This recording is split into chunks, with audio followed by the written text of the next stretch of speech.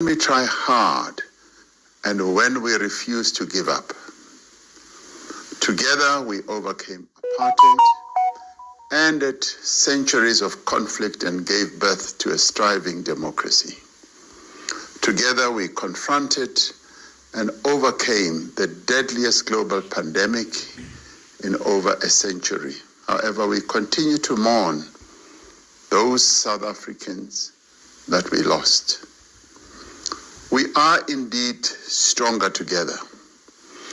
As we reflect on these great achievements on the sporting field, we also need to reflect on our economic recovery and the further steps that we are taking to revive economic growth and improve the lives of our people. As the latest census figures show, we have achieved great feats of achievement in human development since the beginning of democracy.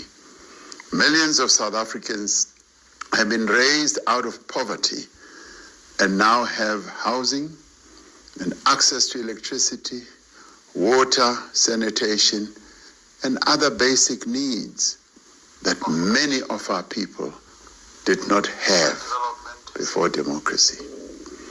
Access to healthcare and education have been greatly expanded. Much more still needs to be done to make more progress in improving the lives of our people. Even over the last 10 years, we've seen great improvement and we've been able to make significant strides. For example, the percentage of households in formal dwellings rose from 78% in 2011 to 89% in 2022.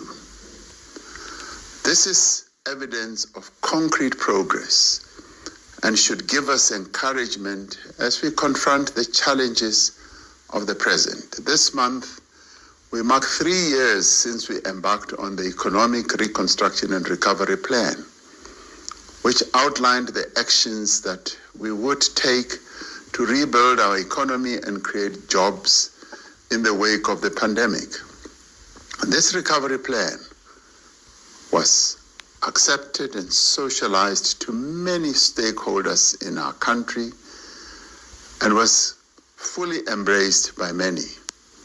And it is underpinned by our National Development Plan, which sets out a clear vision of where we should be going as a country. The last 3 years have been extremely challenging. We're emerging from more than a decade of stagnant economic growth, compounded by the impact of the COVID-19 pandemic. We are working to reverse the legacy of the past era of corruption and mismanagement of our state-owned enterprises, which has left us with a persistent energy crisis and an inefficient ports and rail network.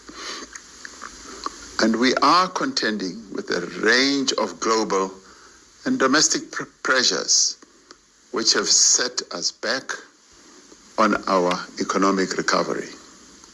And yet, there are clear signs that our efforts are showing results. Electricity supply is improving, jobs are being created, houses, roads, bridges, and dams are under construction. Law enforcement agencies are cracking down on criminal syndicates.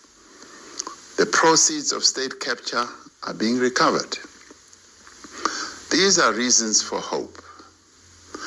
When the COVID-19 pandemic struck, we put in place decisive public health interventions that saved many lives.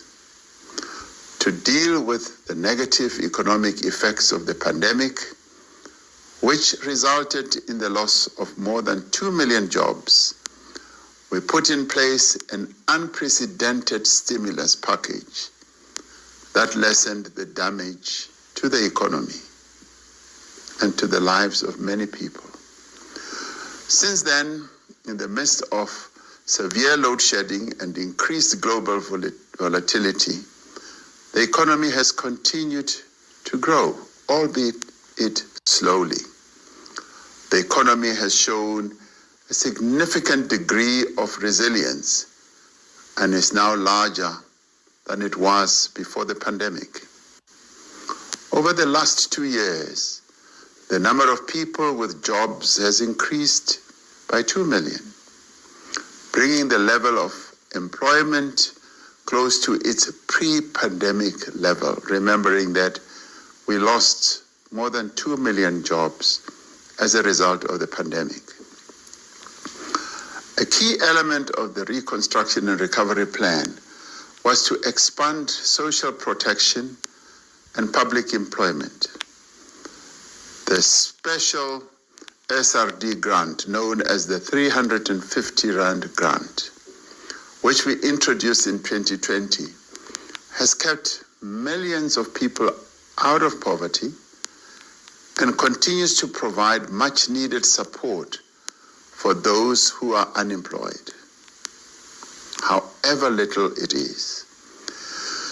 The presidential employment stimulus has created over 1.2 million opportunities since its establishment, representing the largest expansion of public employment in South Africa's history. Over 4 million young people have registered on the SA Youth Online platform, and more than 1 million of these have been able to access opportunities for learning and earning. Every one of those jobs created is a reason for hope. Every person who no longer lives in poverty is a reason for hope. Another commitment we made in the Reconstruction and Recovery Plan was to fix South Africa's infrastructure through renewed investment in maintenance and construction of new projects. Several significant infrastructure projects are now underway. These projects are both contributing to greater economic activity and jobs, and providing much needed infrastructure for the growth of our economy and the needs of our people. These infrastructure projects range from social housing, road construction, rural bridges, and dam constructions. The Passenger Rail Agency of South Africa, PRASA, has to date restored operations on 26 out of 40 commuter rail corridors. And getting our people back to trains lessens the expenditure that they've had to expend in paying for transportation. To continue with the restoration of our commuter rail corridors, 50 billion Rand will be spent over the next 3 years to modernize our passenger rail network. As part of our infrastructure build, we are undertaking significant water infrastructure projects. These include Phase 2 of the Lesotho Highlands Water Project. The Umzimvubu Water Project in the Eastern Cape will involve an investment of 17 billion Rand. Around the country, we are also addressing and attending to challenges of water that our people are facing. In a number of areas, water treatment works are being upgraded, pumping stations are being repaired, and pipes are being laid to get water to underserviced areas. I was fortunate to go to Mfuleni this past week and saw exactly what we are doing in cleaning up the sewage and restoring the water treatment areas. We're making progress towards ending load shedding. Our greatest priority has been to reduce the severity and frequency of load shedding to achieve energy security. Over the last few months, there's been a measurable decline in the severity of load shedding. The Energy Action Plan that I announced in July last year is showing positive results, giving us greater confidence that we will bring load shedding to an end. Regulatory reforms we have initiated have enabled a massive increase in private investment in electricity generation, with over 12,000 megawatts of confirmed projects in development. Following the introduction of tax incentives and financing mechanisms, the amount of installed rooftop solar has more than doubled to over 4,500 megawatts in the last year. The steady progress we are making in resolving the energy crisis is a reason for hope. We are making progress in restoring our logistics system to bring it to world-class standards once again, so that we can export South African goods to global markets. The National Logistics Crisis Committee is overseeing a range of interventions to stabilize and improve the performance of the logistics system in the short term, in addition to ongoing reform to improve its efficiency and competitiveness in the long term. The Transnet Board has developed a turnaround plan which aims to increase volumes transported on our network. Progress is also being made with the introduction of private sector participation in container terminals at our ports. I want to make it clear that South Africa's ports, rail and electricity infrastructure are strategic national assets, and they will remain in public ownership. However, introducing competition in operations, both in electricity and in logistics, will create greater efficiency and reduce prices in the long term, just as the introduction of competition in the telecommunications sector has led to greater choice and enormous benefits for customers. We are also making progress in tackling crime and corruption.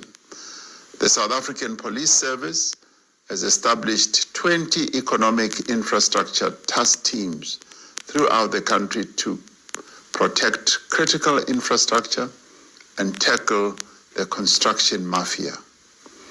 We are seeing results in arrests for illegal mining, cash in transit, hikes, cable theft, drug smuggling, and other crimes.